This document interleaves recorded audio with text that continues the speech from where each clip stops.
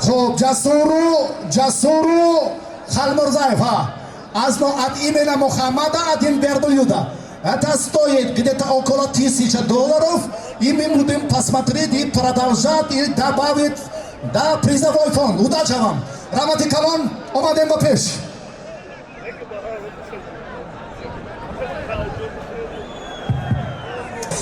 Мадина Қурбонзода, як духтари азизи тоҷикистонӣ.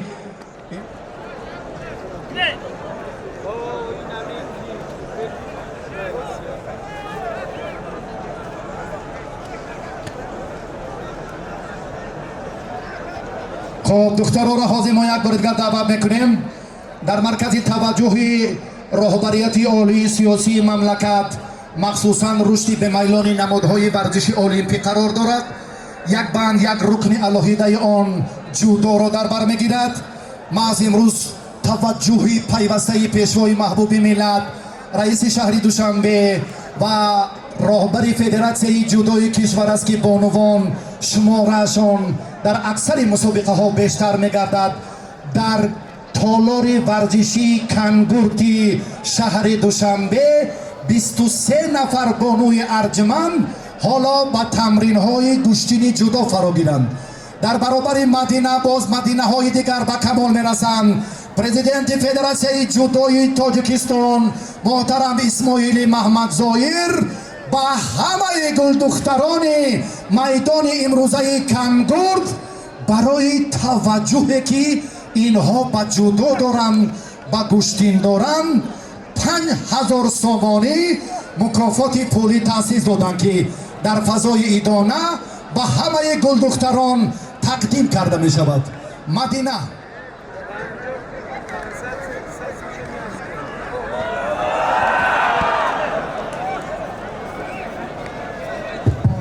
در تمرین های علاهیده خیلی زیادن. این عزیز از ناحیه خراسان آمد.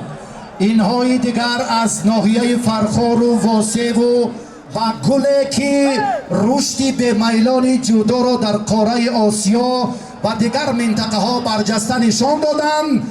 автомашинаи садограви مرسدس بنز سعادتمند باشد برادری ارجمند پرزیدنت فدراسیون جودوی تاجیکستان اسماعیل محمدزایر برای این اقدام نجیب و دستگیری ارزنده‌تان و دختران محبوب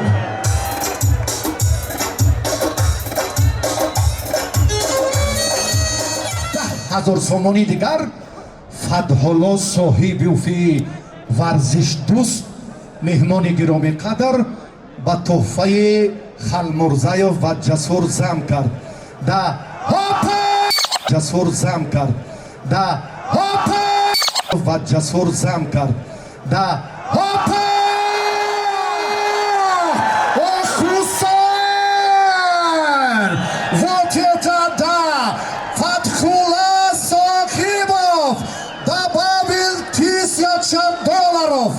Вот вовремя, вовремя объявил. Молодец. Офарин и галабаи барджаста аст.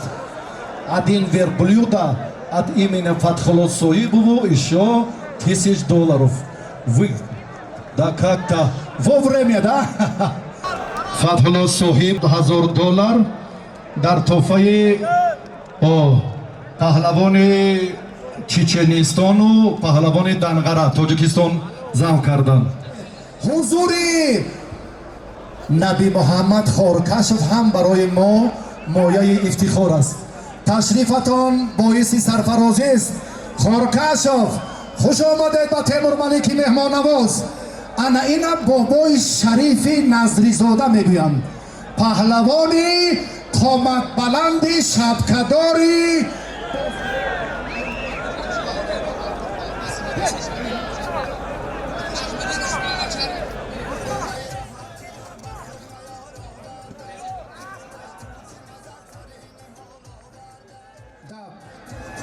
было $1000 500.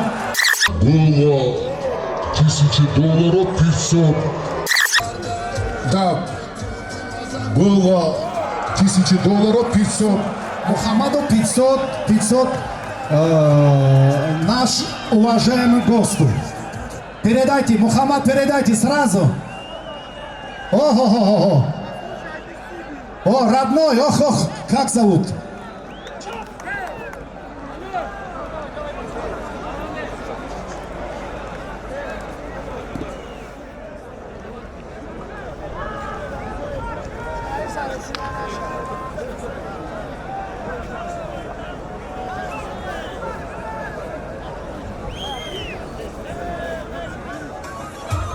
Шоҳрух Ӯзбекистон, Парвиз Абдурахмонов Тоҷикистон. Ғалабаи сеюми муҳаббат муборак. Ташаккур.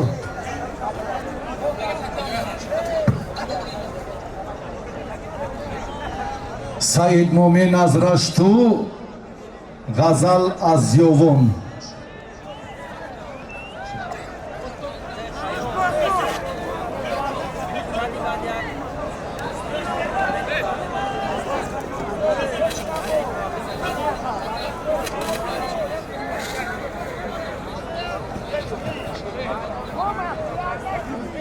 иброҳима набераи бобои носири шаҳри барбар.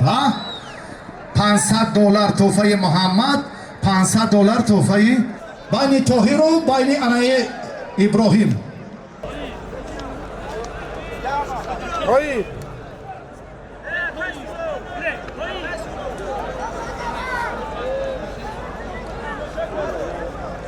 ҷон ба пеш.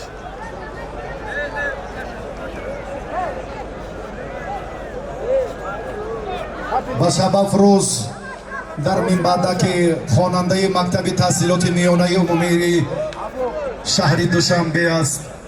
имрӯз ҳам дар ин камолоти 12-13 солагиаш аллакай бо чеҳраҳои мондагор ҳунарнамоӣ мекунад. истеъдодаш хубтар аст. Фатҳулло Ҷалилов $500 дар тӯҳфаи аввалаш зам карданд. Фатҳулло Соҳибов, дуруст. Фатҳулло Соҳибов $500 дар тӯҳфа дар гилеми аввале ки Шабафрӯзу оно гӯшти гирифта истоданд. Да, ваш приз, да, верблюда. Ещё будем продолжать. Как раз, да? Тот время. Будем продолжать свою схватку будете, и мы будем... Приз? Да. Сначала вы найдите свои соперники. Мансур Раҳмон аз Тоҷикистон, Темур Малик. Як тавуштури дигар байни Хуррамов, байни Мансур Раҳмон. Ба ҳар ду бахту саодат иқбол.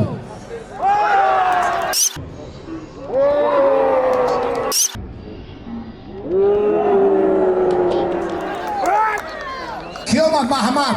Кане Маҳмади Шугнов. Маҳаммади Шугновӣ, як даста бардор. Шумо $1000 дар табақи ки Тоҳир Нақшову бародари Иброҳим Бозоров. 3000 буд, бо 1000 дигар зам шуд, 4000.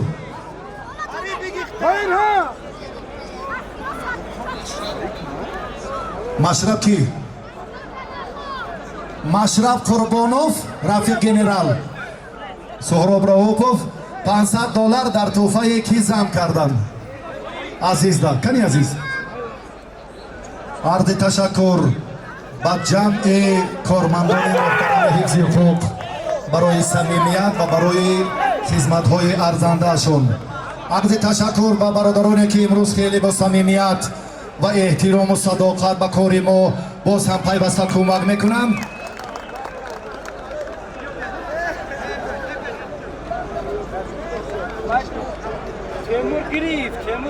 $500 аз номи Маҳаммади Шугновӣ дар табақи Ҳайдар, $500 дигар аз номи Ҳоҷи Солиҳ дар ҳамин табақи